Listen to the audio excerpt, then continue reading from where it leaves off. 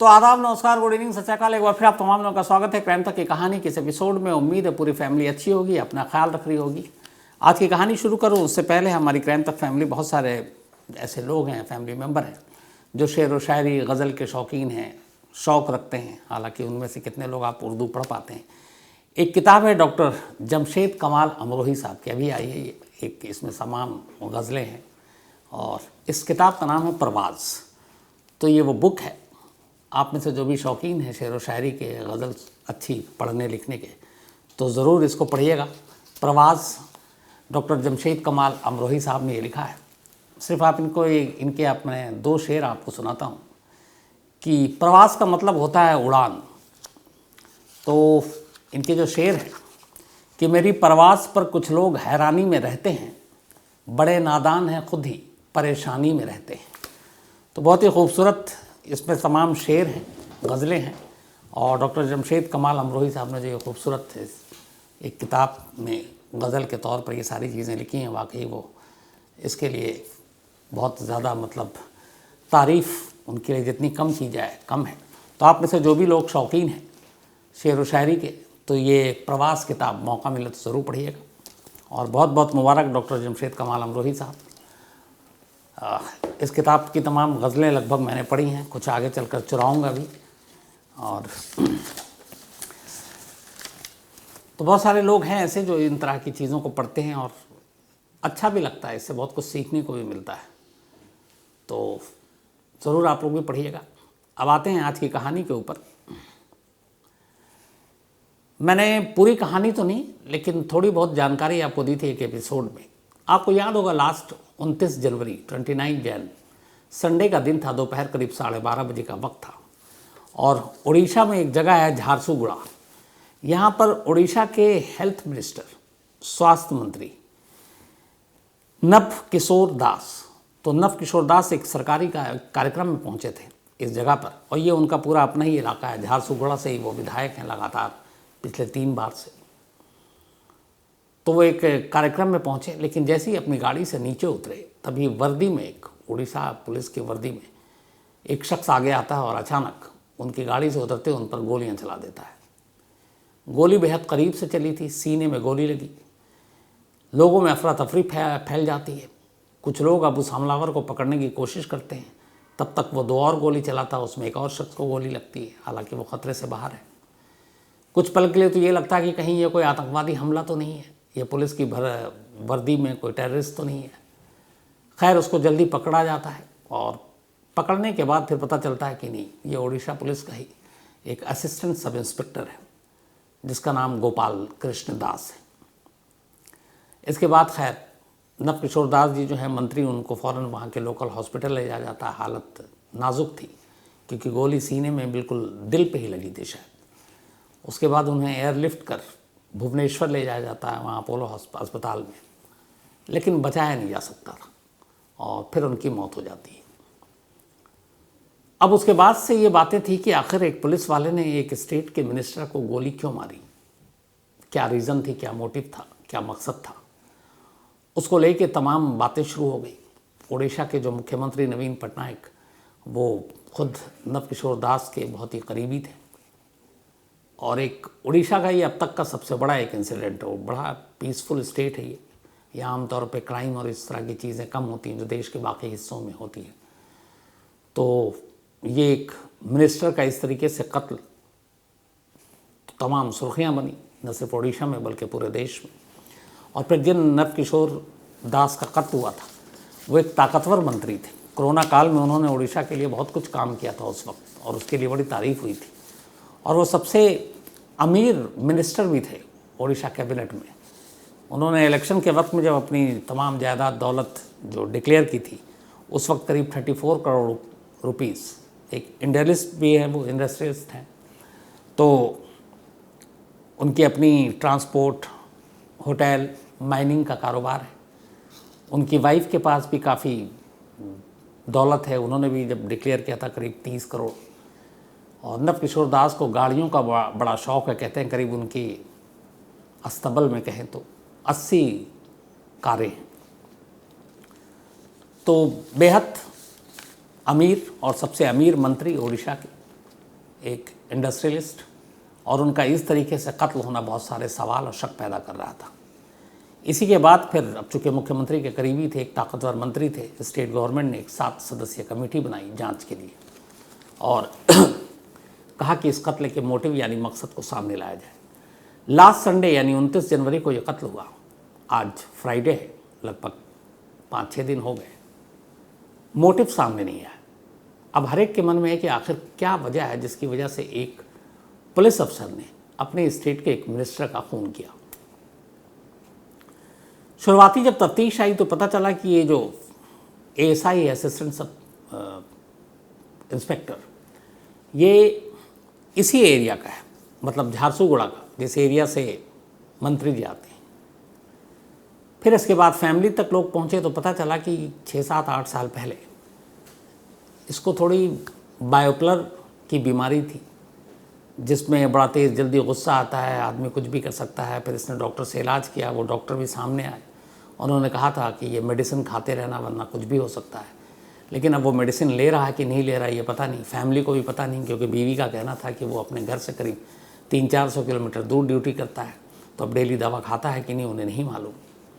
तो ये सारी चीज़ें सामने आई, लेकिन उसको लेके एक सवाल भी उठा कि अगर एक पुलिस अफसर जो इस तरह की बीमारी का शिकार है तो उसे फिर एक तो ड्यूटी पर और ऊपर से उसको सरकारी पिस्टल क्यों दी गई, क्योंकि वो ख़तरनाक हो सकता है किसी के लिए भी।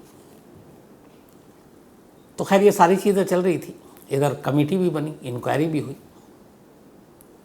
और पुलिस अपनी तफ्तीश में लग गई कि इस कत्ल का मकसद क्या हो सकता है। अब इस इन्वेस्टिगेशन में एक बड़ी सनसनीखेज खुलासा हुआ है कि आखिर कत्ल की वजह क्या है, क्योंकि हर कोई कत्ल की वजह जानना चाहता है कि एक एएसआई का एक मंत्री से क्या पंगा था, क्या दुश्मनी थी। शुरुआत में जो खबर आई पहले वो ये थी कि इस एएसआई ने अपने एक रिश्तेदार की नौकरी की पैरवी की थी मंत्री जी से, चूँकि वो उनके इलाके का एमएलए और मिनिस्टर हैं वो। तो उसने कई बार की, लेकिन उन्होंने माना, मतलब नहीं माने वो, और उसे बड़ी बेइज्जती लगी कि हमारे इलाके के होकर और हमारे एक रिश्तेदार की नौकरी नहीं लगा रहे। तो क्या इस गुस्से में उसने मंत्री जी को मार डाला, पहली चीज़ ये आई। फिर दूसरी और बातें आई सामने, वो ये कि जिस जगह पे इसकी पोस्टिंग थी, इस झारसुगुड़ा में, वहाँ से इसका घर दूर था काफ़ी, कई 100 किलोमीटर, तो अपने बीवी बच्चों से ये मिल नहीं पाता था, छुट्टियाँ कम मिलती थी। तो इसने फिर मंत्री जी से सिफारिश की कि वो उसका ट्रांसफ़र कर दें उसके अपने घर के करीब, तो वहाँ वो परिवार बीवी बच्चे से अपना मिल भी सकेगा। लेकिन ये ट्रांसफ़र भी नहीं हुआ। तो क्या ट्रांसफ़र ना होने की वजह से उसे गुस्सा आया और उसने मंत्री जी को गोली मारी? तो रिश्तेदार की नौकरी और दूसरा ट्रांसफ़र, ये 2 वजहें तमाम मीडिया में सुर्खियों में रही। लेकिन क्या यही असली वजह थी या फिर वजह कुछ और थी? वैसे कुछ और वजह को लेकर बहुत सारी बातें हो रही हैं, लेकिन वो पुख्ता तौर पर उसके कोई सबूत नहीं है, इसलिए कुछ कहा नहीं जा सकता। लेकिन अब ये हुआ कि इसने एक तीसरी वजह बताई, और वो वजह बताई नहीं, लेकिन उस वजह से जुड़े हुए सबूतों के बारे में जानकारी दे दी, और वो अपने आप में बेहद रहस्यमयी है कि एक पुलिस वाला एक मंत्री का कत्ल करता है और उससे पहले वो कैसे कैसे प्लानिंग करता है। मतलब अचानक गुस्से में और ये सारी चीज़ें नहीं हुई, और जिस तरीके से उसने सारी चीज़ें की वो कहीं ना कहीं ये इशारा देती हैं कि कत्ल की वजह कुछ और है। अब उसी वजह के लिए ये आज की पूरी कहानी है। जब 29 जनवरी संडे को दोपहर को इसने मंत्री जी पर गोली चलाई, उसके बाद फिर 2 और फायर करके ये भागना चाहता था, लेकिन ये बच गया, और लोगों ने और फिर वहाँ पे जो बाकायदा बाकी लोग थे उन्होंने उसको पकड़ लिया। पकड़ने के बाद पुलिस के हवाले कर दिया। अब चूँकि उसी इलाके के एक एमएलए और एक मिनिस्टर दोनों थे वो, तो उनका खून हुआ था, तो उनके समर्थक भी गुस्से में थे। फिर ये भी था कि कहीं पुलिस भी गोली ना चला दे उसके ऊपर, लेकिन वो ज़िंदा पकड़ा गया। उसके बाद लोगों से बचाते हुए, ताकि मंत्री जी के समर्थक उस पर हमला न करते, उसे उस इलाके से निकाला गया। और फिर वहाँ से निकालने के बाद झारसुगुड़ा एयरपोर्ट का अपना एक पुलिस स्टेशन है, तो झारसुगुड़ा एयरपोर्ट पुलिस स्टेशन में इस गोपाल कृष्ण दास एएसआई को ले जाया गया। वहाँ ले जाने के बाद अब उससे पूछताछ शुरू हुई इस दौरान में खबर भुवनेश्वर तक पहुंच गई थी, नवीन पटनायक चीफ मिनिस्टर तक, और उन्होंने फ़ौरन अपने तमाम आला पुलिस अफसरों को कहा कि इस पर फ़ौरन कार्रवाई करो। तो मामला हाई प्रोफाइल था, एक मिनिस्टर के वैसे भी कत्ल का मामला था, क्योंकि थोड़ी देर के बाद उनकी मौत भी हो चुकी थी। तो अब इसी झारसुगुड़ा एयरपोर्ट पुलिस स्टेशन में पुलिस लगभग 4.5 घंटे तक एएसआई से पूछताछ करती है। वो कुछ कुछ बताता रहता है। पूछताछ करने के बाद अब शाम हो चुकी थी। शाम होने के बाद पुलिस सबको लगता है कि यहाँ पे भी इसको रख के पूछताछ कर रहे हैं तो ये खबर मंत्री जी के समर्थकों और बाकी लोगों तक पहुँच जाएगी तो मुश्किल हो जाएगी लॉ एंड ऑर्डर के लिए। तो इसके किसी और गुप्त ठिकाने पर ले चलते हैं, क्योंकि यहाँ पे बात आ गई थी कि इस एएसआई की जान को खतरा, उस पर हमला हो सकता है। तो पुलिस की टीम शाम को अंधेरा होते ही फिर इस झारसुगुड़ा एयरपोर्ट के पुलिस स्टेशन से एएसआई को निकालती है और किसी और खुफिया ठिकाने पर ले जाती है और वहीं रात को रखती है।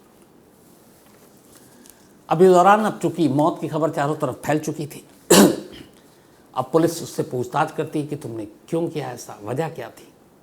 वो इधर उधर टरकाता रहता है। फिर वो किस्तों में कुछ बातें बताता है। वो पहली चीज़ ये कहता है कि मैंने मंत्री जी को अचानक नहीं मारा, मैं पूरी प्लानिंग कर रहा था करीब 1 महीने से। इस 1 महीने के दौरान सबसे पहले मैंने जो जगह चुनी थी उन्हें मारने के लिए, वो मंत्री जी का अपना घर था झारसुगुड़ा में, क्योंकि वो अक्सर आते थे, कार्यकर्ताओं से ही मिलते थे। तो अक्सर उनके घर पे जाता और घर के बाहर वो घूमता रहता और लोगों से पूछता मंत्री जी घर पर हैं। तो कई बार होता कि नहीं, वो दौरे पर हैं, कहीं कहीं और हैं। 1-2 बार घर पे भी थे, लेकिन उनके आसपास पीएसओ, बाकी सिक्योरिटी, सब कुछ। तो उसने कहा मैं उनको सामने से मारना चाहता था, और वो भी सीधे सर में गोली मारना था। तो इन 5 बार में मुझे एक बार भी मौका नहीं मिला कि मैं सामने से मारूं और सर पे गोली मारूं। तो वो मौका चला गया, पर मैं ताक में लगा रहा, लगातार मैं रैकी करता रहा, उनके प्रोग्राम को फॉलो करता रहा, कब कहाँ क्या है। इसी दौरान उसने कहा कि मुझे पता चला कि 29 जनवरी को वो झारसुगुड़ा में आ रहे हैं, और इस झारसुगुड़ा में ही इस एएसआई की ड्यूटी थी, लेकिन थाने में नहीं थी। उस दिन उसकी ड्यूटी थी ट्रैफिक को संभालने की ड्यूटी थी, एक तरह से ट्रैफिक पुलिस की ड्यूटी थी। तो उसको होना चाहिए था सड़क पर ट्रैफिक पुलिस की ड्यूटी करने के लिए, लेकिन जिस जगह पे मंत्री जी का कार्यक्रम था वो अपनी असली ड्यूटी को छोड़कर उस जगह वहाँ पहुँच गया। अब उसका कहना था कि उसे सीधे सामने से गोली मारनी थी सर पर, लेकिन और तब मारनी थी जब मंत्री जी कार के अंदर ही होते, लेकिन इत्तेफाक से वो थोड़ा सा लेट हो गया और मंत्री जी थोड़ी जल्दी कार का उन्होंने दरवाज़ा खोल दिया और वो बाहर उतर आए। तो जब वो बाहर उतर आए तो फिर मौका नहीं था कि कोई कार्यकर्ता, तमाम लोग, भीड़ थी, तो सर पे गोली मारने का मौका नहीं मिला, इसलिए उसने फिर सीने पे गोली मारी, वरना वो कार के अंदर सीधे सर पे गोली मारना था। उसकी इस बातचीत से एक चीज़ साफ हो गई, वो ये कि वो किसी भी कीमत पे नहीं चाहता था कि उसकी गोली के बाद मंत्री जी जिंदा बचे। अब ये उसने पुलिस को सारी बात बताई कि हमने रैकी की, ये तमाम चीज़ें, यहाँ तक सब ठीक था। लेकिन इसके बाद जो उसने पुलिस को एक ऐसी बात बताई है कि खुद पुलिस भी हैरान रह गई। उसने कहा कि मंत्री जी को मारने की प्लानिंग तो मैं 1 महीने से कर रहा था, लेकिन ये भी मुझे पता था कि जिस दिन मैं मंत्री जी पर हमला करूँगा या उन्हें गोली मारूंगा, उसके बाद मैं नहीं बचूंगा। या तो मंत्री जी के साथ जो गार्ड हैं, पीएसओ उनके, वो लोग, या फिर उनके समर्थक, और या फिर पुलिस। चूँकि आमतौर पर ऐसे नेताओं के समारोह में, कार्यक्रम में लोकल पुलिस भी इन्वॉल्व होती है। तो जैसे ही मैं मंत्री जी पर हमला करूंगा, इनमें से कोई आगे बढ़ेगा और वो मुझे मार देगा मौके पर ही।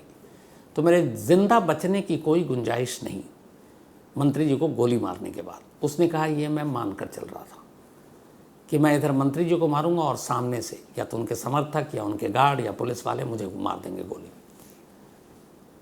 तो अगर ऐसा होता तो फिर वो राज मेरे साथ चला जाता जिसकी वजह से मैंने मंत्री जी की जान ली। मैं चाहता था कि मंत्री जी को जब मैं मारूं और उसके बाद चूँकि मुझे यकीन था कि मैं मर जाऊंगा, तो ज़माने के सामने मंत्री जी के कत्ल की वजह आए, इसके लिए भी मैंने तैयारी की। उसने बताया कि उसने एक कागज़ पे स्वास्थ्य मंत्री के कत्ल की पूरी वजह लिखी कि मैंने क्यों मारा, मेरे दिमाग में क्या चल रहा था और क्या क्या मैंने किया इस कत्ल को अंजाम देने के लिए।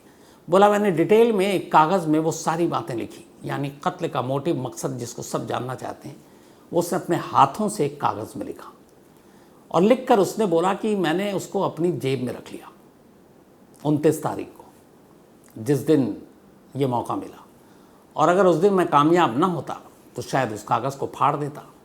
लेकिन मुझे ये यकीन था कि मंत्री जी को गोली मारने के बाद मैं चूँकि बचूंगा नहीं, तो फिर जब पुलिस तलाशी लेगी, जांच करेगी, तो मेरे जेब से वो कागज़ बाहर आएगा, और जब वो कागज़ बाहर आएगा तो फिर दुनिया को पता चलेगा कि मैंने मंत्री जी का कत्ल क्यों किया। उसने कहा कागज़ मैंने लिख लिया, सब कुछ ठीक था, फिर मैंने मंत्री जी को गोली मार दी। लेकिन हुआ ये कि पुलिस ने मुझे बचा लिया उस भीड़ से और मैं पकड़ा गया जिंदा। यानी मैं ये सोच के चल रहा था कि मैं मर जाऊंगा, लेकिन मैं ज़िंदा पकड़ा गया। तो जो पहली सोच थी मेरी गलत हो गई कि मैं मर जाऊंगा, उसके बाद कत्ल की वजह सामने आएगी, और वो वजह सामने आएगी मेरे उस कागज़ के ज़रिए जो मैंने लिखकर अपनी जेब में रखे थे। लेकिन अब मैं ज़िंदा पकड़ा गया। पुलिस मुझे पकड़कर फिर वहाँ से भीड़ से बचाकर इसी झारसुगुड़ा एयरपोर्ट पुलिस स्टेशन ले गई, और वहाँ अलग से मुझसे करीब 4.5-5 घंटे पूछताछ की। उसने कहा वहीं पूछताछ के दौरान मैंने बीच में एक बार कहा कि मुझे वॉशरूम जाना है। बोला मैं वॉशरूम गया। वॉशरूम जाने के बाद बोला मैंने अब वो कागज़ अपनी जेब से निकाला जिस कागज़ पे मैंने मंत्री के कत्ल की वजह लिखी थी।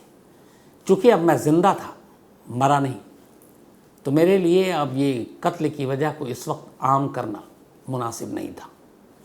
इसीलिए मैंने कहा कि अब मैं बच गया हूँ तो इस कागज़ को किसी और के हाथ नहीं लगना चाहिए। मैंने उस कागज़ को वॉशरूम में जाकर टॉयलेट में डाला और फ्लश चला दिया। तो सारी वजह उस कागज़ में। अब जैसे ही पुलिस वालों ने उसकी ये बातें सुनी, उसका बयान सुना, उनका भी दिमाग घूम गया।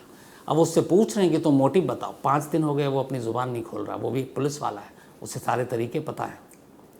लेकिन उसके इस बयान के फ़ौरन बाद पुलिस हरकत में आई और वापस एक टीम को भेजा गया इसी झारसुगुड़ा एयरपोर्ट के पुलिस स्टेशन में और उस वॉशरूम में, और बाकायदा पूरी एक टीम घंटों लगी रही उस टॉयलेट, उस फ्लश और उस सेप्टिक टैंक, उसकी बाकायदा मज़दूरों को बुलाकर तलाशी ली गई। घंटों की तलाशी के बाद कुछ कामयाबी मिली, वहाँ से कुछ कागज़ के टुकड़े मिले। अब जाहिर है कागज़ पानी के अंदर कागज़ एक तो गीला होकर फट भी सकता है, लेकिन कुछ कागज़ के टुकड़े मिले हैं, और जो सोर्सेज है वो ये है कि उसमें कुछ लिखे हुए शब्द भी मिले हैं, लेकिन टुकड़े बहुत सारे हो चुके हैं। अब उनके पुलिस के लिए चुनौती ये है, फॉरेंसिक टीम को ही बुलाई गई है कि इन कागज़ के टुकड़ों को एक साथ किया जाए, और अगर ये कागज़ पे जो लिखा है उसने अगर इसे बॉल पेन से लिखा है तब तो वो लिखावट बरकरार रहेगी और क्या लिखा है पता चल जाएगा। लेकिन अगर उसने जेल पेन या फिर इंक वाले पेन से लिखा है तो फिर पानी उस स्याही को मिटा डालेगी या उस जेल पेन की स्याही को मिटा डालेगी। तो अभी ये पता नहीं है कि वो किस पेन से उसने लिखा था, बॉल पेन से, जेल पेन से या इंक वाले से। लेकिन कुछ कागज़ के टुकड़े बरामद हुए और इसका मतलब ये था कि एएसआई सच बोल रहा था कि उसने जो कुछ लिखा कत्ल की वजह कागज़ पर वो उसने फ्लश कर दिया था, और वो बरामद हो गया वहाँ से सर्च ऑपरेशन के बाद, और फॉरेंसिक टीम को इसमें लगाया गया। लेकिन यहाँ पे अब 2 चीज़ें हैं। एक, कि आखिर उन कागज़ों की अब ज़रूरत क्यों पड़ रही है जबकि आपके सामने आपकी कस्टडी में वो आरोपी कातिल पुलिस वाला मौजूद है। तो अपने मुंह से भी वजह बता सकता है, लेकिन जो अभी तक सोर्सेज हमारे हैं वो बता रहे हैं कि वो किसी भी कीमत पर वजह बताने को तैयार नहीं है। एक तो चूँकि वो बाइपोलर बीमारी और उसका इलाज भी चल रहा है, दूसरा ये भी है कि कहीं कुछ उसको अब 24 घंटे निगरानी में रखे जा रहे कि कहीं कुछ कर न ले, तो वो अभी तक अपने मुंह से बता नहीं रहा। दूसरा, जब ये मामला कोर्ट में जाएगा तो अगर सपोज उसने वजह पुलिस को बता भी दी कि मैंने इसलिए मारा, तो अदालत में वो मुकर जाएगा और पुलिस कस्टडी में दिया गया बयान उसका कोई मायने नहीं रखता। फिर उससे जुड़े हुए तमाम आपको सबूत को हासिल करना होगा। तो इसीलिए पुलिस चाहती है कि वो कागज़ और उस कागज़ की लिखावट वो दोनों एक दस्तावेजी सबूत के तौर पर उसके पास हो, ताकि अदालत में इसके ज़रिए वो एक पुख्ता केस तैयार कर सके। और जहाँ तक इसे एसआई की बात है, वो अभी तक वजह नहीं बता रहा। लेकिन अब यहाँ से कई सवाल उठते हैं। सवाल ये कि एक पुलिस वाला एक कत्ल करता है। आमतौर पर ऐसे कत्ल में जब कोई कातिल रंगे हाथ पकड़ा जाता है तो तमाम कहानियाँ सुनाता है। इसने एक भी कहानी नहीं सुनाई। हाँ, इसने सारे अब तक फैक्ट्स बोले कि मैं 1 महीने से पीछे था, मैं 5 बार घर गया, पुलिस ने पता किया तो पता चला हाँ है। कुछ ऐसी एक तस्वीरें भी आई जिसमें ये मंत्री के फंक्शन में मौजूद था, इसकी भी तस्वीर है। फिर इसने बताया कि यहाँ के सारे प्रोग्राम थे 29 के, वो भी देखा, फिर आया, सब कुछ किया। लेकिन उसे मालूम था कि वो ज़िंदा नहीं पकड़ा जाएगा। लेकिन अगर ज़िंदा नहीं पकड़ा जाएगा तो फिर ऐसी क्या वजह है वो जो नहीं चाहता था कि उसके जीते जी ज़माने के सामने आए। मतलब उसने तय कर रखा था कि जो भी उसने कागज़ पे लिखा है ये आम तब हो जब वो मर जाए। तो ऐसी क्या वजह हो सकती है जिस वजह को वो अपने जीते जी सामने नहीं लाना चाहता। और यहीं पे पुलिस के लिए मुश्किल काम हो रहा है, क्योंकि पुलिस उससे जो भी पूछ रही है वजह, वो इधर उधर घुमा रहा है। लेकिन जिस तरीके की चीज़ें सामने आए उससे एक बात साफ है कि वो वजह बेहद अजीब होगी।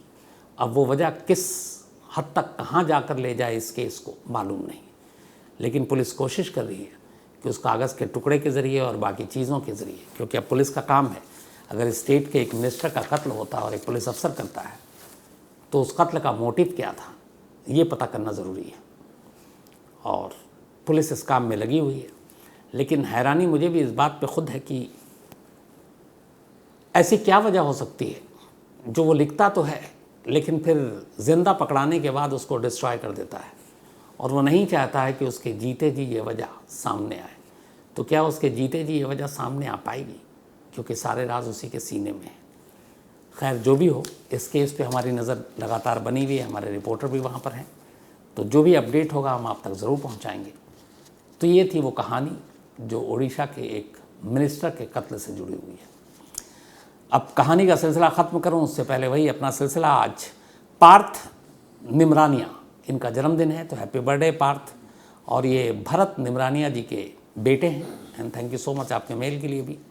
इसके अलावा अज़रा का भी आज बर्थडे है, तो हैप्पी बर्थडे अज़रा। और सादिक ने भेजा है।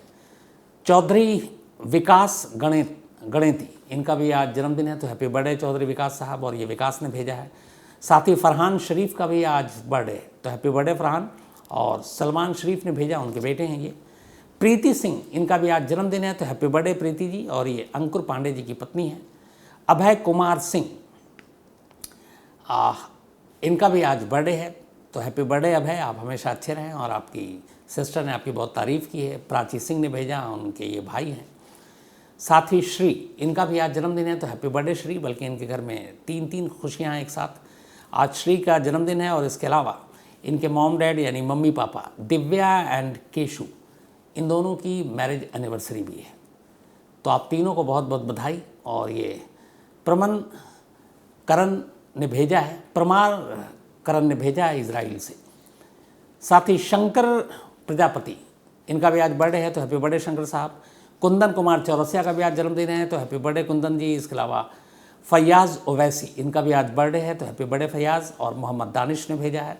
साथ ही बबलू यादव, इनका भी आज बर्थडे है, तो हैप्पी बर्थडे बबलू। और राहुल ने भेजा है। इसके अलावा दीपक मंडल और अपूर्वा सरकार, इन दोनों की एनिवर्सरी, आप दोनों को बहुत बहुत बधाई।